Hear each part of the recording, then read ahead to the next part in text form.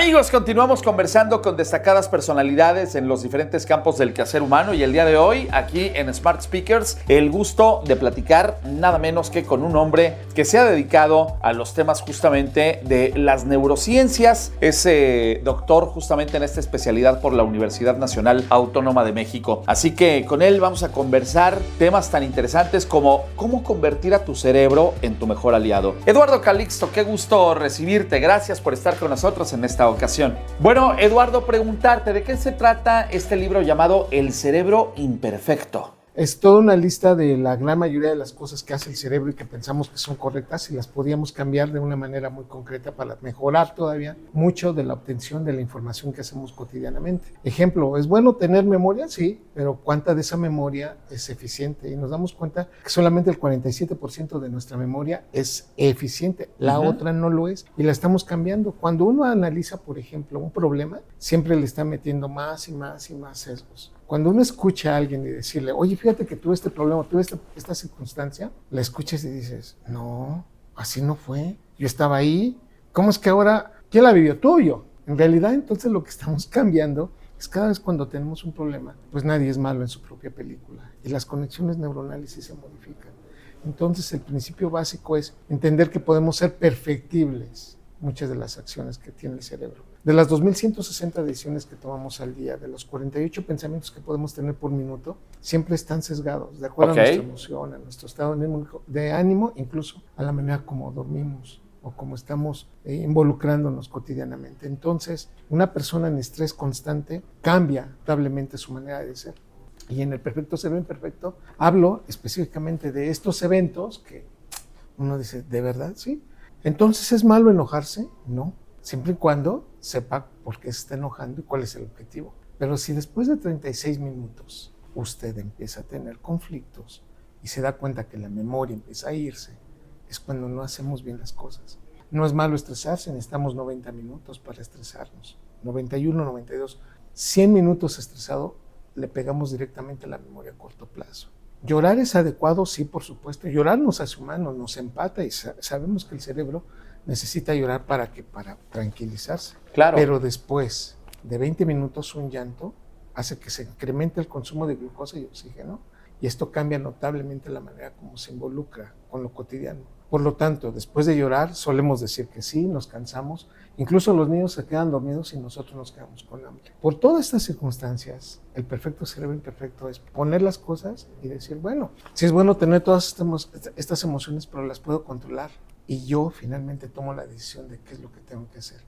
Y va sobre todo un proceso que en el libro se puede leer de atrás para adelante y yo lo concluyo con una carta que es una despedida a mi abuelo, que es una manera de despedirse de las personas. Entonces, yo a mi abuelo paterno lo quise mucho, abuelo materno. Y todo el mundo me hablaba mal de mi abuelo, me decía, no, es que tu abuelo hizo tal cosa. Y yo el recuerdo que tengo desde que era niño de mi abuelo, de Arnulfo González, siempre fue maravilloso porque él se portó de una manera increíble conmigo. No soy con los demás, y la verdad hasta ese punto, siendo yo el autor de ese libro, no me importa lo que hayan dicho los demás. Yo amé a mi abuelo con tanto que narro la historia de cómo fue, y todo es real, la despedida con él. Ok. Así que ese libro, El perfecto cerebro imperfecto, narra todo esto y finalmente se llama así porque originalmente iba a tener otro nombre y la editorial me dijo, no, vamos a hacer un libro que tenga un objetivo más fuerte. Y estando escribiendo la presentación, dije, pues se trata de que tenemos un cerebro imperfecto. Entonces dije, aquí está el título, El perfecto cerebro imperfecto. Prácticamente logró su título en la presentación y a lo largo de las casi 300 páginas que lo componen, es todo un viaje por el conocimiento de lo bueno y a veces no tan bueno que hace nuestro cerebro. Eduardo, ¿cómo conviertes a tu cerebro en tu aliado para ser una persona más productiva? ¿Cómo hacerlo? Definitivamente, primero ser consciente, entender las limitantes, entender que podemos hacerlo y que podemos adaptarlo de manera rápida. Ser objetivos, hacer cosas que son medibles, tener la capacidad de reaccionar, pero también de entender que muchas de nuestras emociones nos acompañan cotidianamente. Hacer las cosas y que duren por mucho tiempo, en la objetividad es entender que siempre nuestro cerebro quiere tener la razón, siempre va a preferir lo inmediato y que de lo cotidiano siempre nos va a sesgar y nos va a desensibilizar. Teniendo todo eso en mente, decir, esto también va a pasar, lo puedo adaptar mejor y si me da la oportunidad, bueno, pues entonces lo puedo hacer mejor si a través de estarlo haciéndolo constantemente y ser un experto en las cosas, puedo mejorar mucho y hacerlo más eficiente. Tenemos un gran cerebro que hace la máxima capacidad con el mínimo gasto de energía y por eso cada vez que aprende más lo enseñamos a hacer mejor. ¿Qué impacto tienen las emociones en el funcionamiento de nuestro cerebro y cómo regularlas para mejorar nuestra calidad de vida? De las 16 tipos de emociones diferentes que tiene el cerebro que ejecuta, la principal función es incrementar la memoria. Hay un factor alterno que es quitarnos objetividad y quitarnos inteligencia. Entre más emocionados estamos de una circunstancia e incluso estamos convencidos, entre más emocionados estemos, quitamos la verdadera objetividad de la circunstancia. Puedo decirlo abiertamente, nadie en un estado, por ejemplo, enojado, es objetivo. Siempre va a tener el sesgo más fuerte. En un estado de enamoramiento cree uno que está haciendo lo más hermoso. No, ese proceso tarde o temprano nos va a llegar al objetivo. La emoción entonces nos aumenta la memoria, nos quita congruencia por momentos, no vemos los límites. Entonces se trata de tener esta condición lo más, digámoslo así, concreta posible. ¿Ayudan? Sí, sí ayudan. Es el motor de la vida. Nada me va a quitar de mi cabeza cuando abracé a mi hija y la tuve por primera vez. Pero también es muy difícil recordar cuando me pasó aquel accidente o esa circunstancia en la cual tuve que despedir a alguien y con mucha tristeza saber que no lo voy a volver a ver. Y eso hace que el cerebro impacte, pero también dirija más atención. Somos la única especie que sabemos que nos vamos a morir. Ninguna especie en este planeta distingue este proceso y de una manera maravillosa. Las emociones nos hacen entender el principio de vida y también de la finitud de lo que nosotros hacemos en este planeta. Bueno, todos hemos sentido esta vocecita dentro de nosotros que a veces nos hace sentirnos inseguros. ¿Cómo hacerle para que justamente esta vocecita nos ayude a ser más seguros de nosotros mismos y a alcanzar mejor el éxito? Todos tenemos una corteza prefrontal que está en la parte más inteligente de nuestro cerebro, la que toma decisiones, la que proyecta, la que tiene la biografía y además al mismo tiempo nos pone los límites. Entre mayor madurez tengamos esta corteza, nos hacemos mejores personas. Eso es, sin lugar a duda, lo que nos ha hecho humanos. Esta corteza prefrontal las mujeres lo terminan de conectar entre los 21 y 22 años y los hombres 25, 26, a veces 27, 28, 32, 35. Para los hombres cuesta más trabajo la madurez. Esa vocecita habla directamente de una prefrontal que te dice eso que estás haciendo está mal. Ese sexto sentido es evidentemente un factor de proyección de lo que estamos haciendo.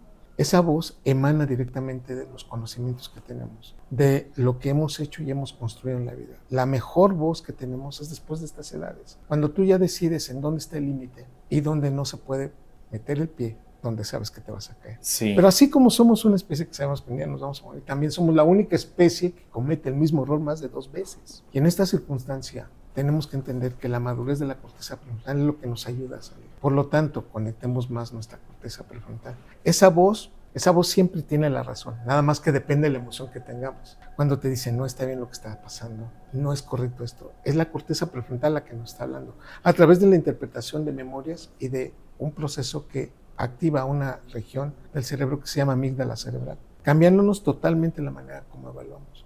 Por eso somos también una especie que estamos transitoriamente aquí.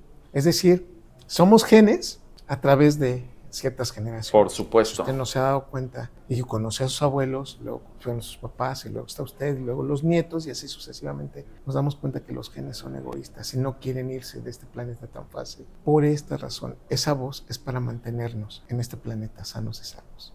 Eduardo, ¿qué significa y cómo influye la neuroplasticidad en nuestro crecimiento personal? La plasticidad neuronal es la conexión y cambios de conexiones neuronales, generar nuevas sinapsis y hacer que diferentes estructuras que antes no estaban conectadas se conecten. Nuestro cerebro tiene 86 mil millones de neuronas hasta los 35, 38 años, donde empezamos a perder todos los días de 5 mil a 15 mil neuronas. Dependiendo cómo las usemos, cuánto dormamos, cómo comemos, cuáles son nuestros horarios, si hacemos ejercicio, si tenemos sobrepeso, si fumamos, estas neuronas pueden morir más o ahorrarnos algunas. La neuroplasticidad entonces habla directamente de un evento que emana a su vez del entendimiento de lo que hacemos, pero también de lo que a veces es riesgoso.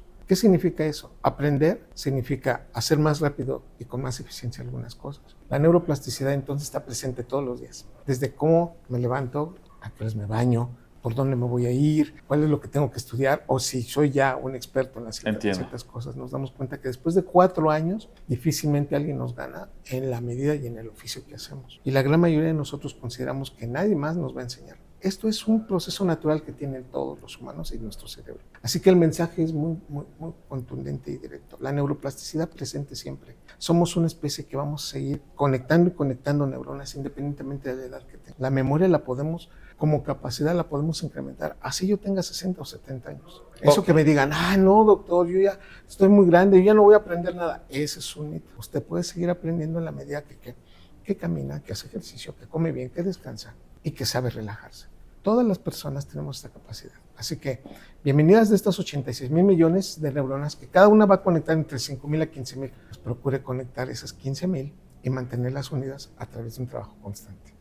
Bueno, y finalmente, Eduardo, ¿cuál es la mejor forma de ejercitar nuestro cerebro y nuestra memoria? La mejor forma, yo diría que estructuralmente, primero, darnos cuenta cuál es el objetivo de lo que queremos cumplir. Segundo, darnos una explicación de las cosas. Al momento de tranquilizarme, cuando yo digo, no es porque, es para qué. Muchos quedamos diciendo, pero ¿por qué yo? ¿Por qué así? ¿Por qué debió haber sido de esta manera? Si cambiamos la forma como lo cuestionamos, es ¿para qué?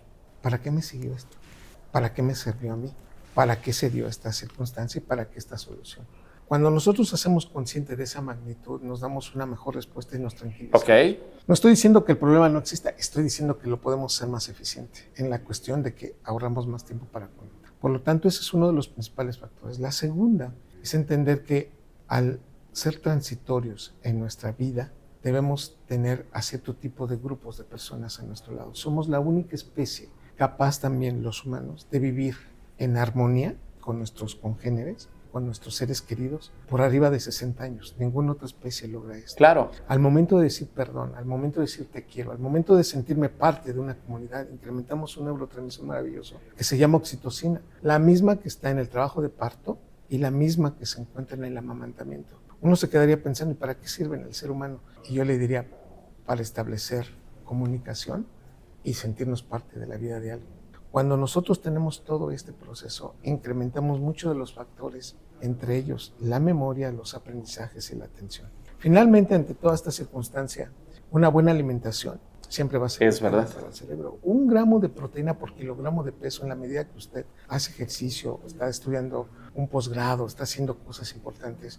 1 gramo por kilogramo de peso, usted pesa 70 kilos, necesita 70 gramos para construir memoria. Se lo dice alguien que lo encontró, que lo publicó y que incluso lo habló con un premio Nobel de Medicina. Esto es un factor fundamental. ¿Cómo me desenvuelvo? Pero también, ¿para qué sirve esto y ser parte de una sociedad? Esto ayuda muchísimo en esta plasticidad y en estos procesos conjuntos que nos hacen mejores seres humanos y que sí podemos hacerlo.